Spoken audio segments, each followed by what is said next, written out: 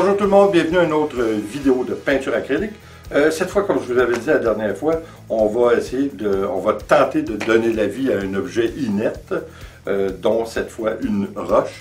Je crois que ça peut être intéressant, vous savez, comme un paperweight ou juste comme une petite décoration sur le côté d'une porte à l'extérieur ou à l'intérieur d'un jardin. Ça peut être intéressant.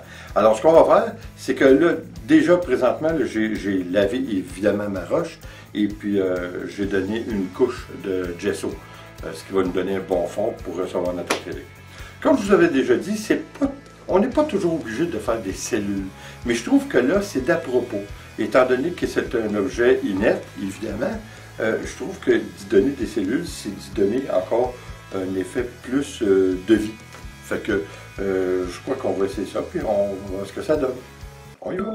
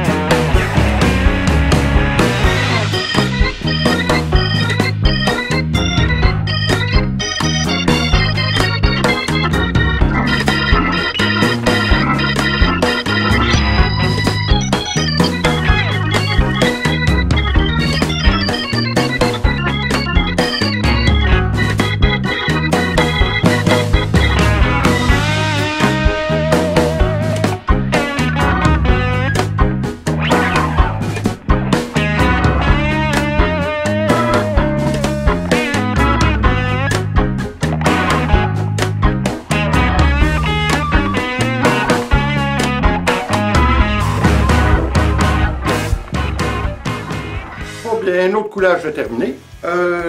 Écoutez, c'est une roche, mais je trouve que pour être une roche, c'est plus agréable qu'une roche ordinaire. Je trouve que ça peut bien agencer dans un jardin ou comme décoration, hein, comme sur un meuble avec des fleurs et tout ça. Je trouve que c'est quand même assez intéressant. Comme vous avez vu, j'avais déjà quelques couleurs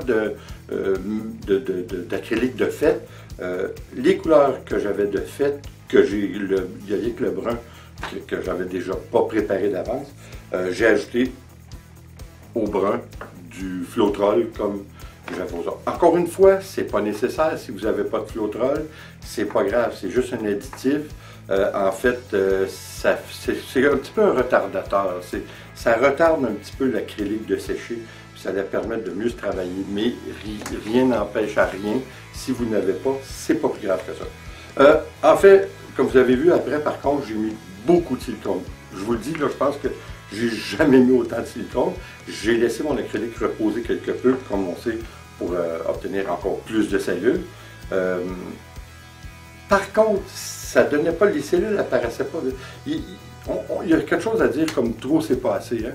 Et puis là, peut-être qu'en ayant mis trop, ça va être un petit peu plus ardu, ça va être un petit peu plus long avant que les cellules apparaissent. J'ai l'impression que le séchage va être un petit peu plus long parce que, comme vous avez vu, je n'ai pas lésiné sur la quantité d'acrylique. J'y étais assez fort. Merci. Alors, pour essayer d'accélérer la formation de cellules, comme vous avez vu, j'ai brûlé. Alors, oui, ça a créé quelques cellules de plus, ça n'a pas fait beaucoup. Alors, on va voir le travail au fur et à mesure. Et évidemment, comme d'habitude, je vais vous montrer une fois sec. J'ai hâte de voir ce que ça donne. Alors, écoutez, on va encore essayer quelque chose. Comme je vous ai dit aux dernières vidéos, si vous avez des idées ou si vous avez des craintes face à un travail que vous voulez faire sur un objet quelconque, dites-moi-les et puis on va le faire ensemble. Puis ça va peut-être vous permettre de le faire sans crainte. Alors là-dessus, je vous dis, j'espère vous voir aux prochaines vidéos. Et comme toujours, s'il vous plaît, abonnez-vous, laissez un commentaire et partagez. Merci. Bye.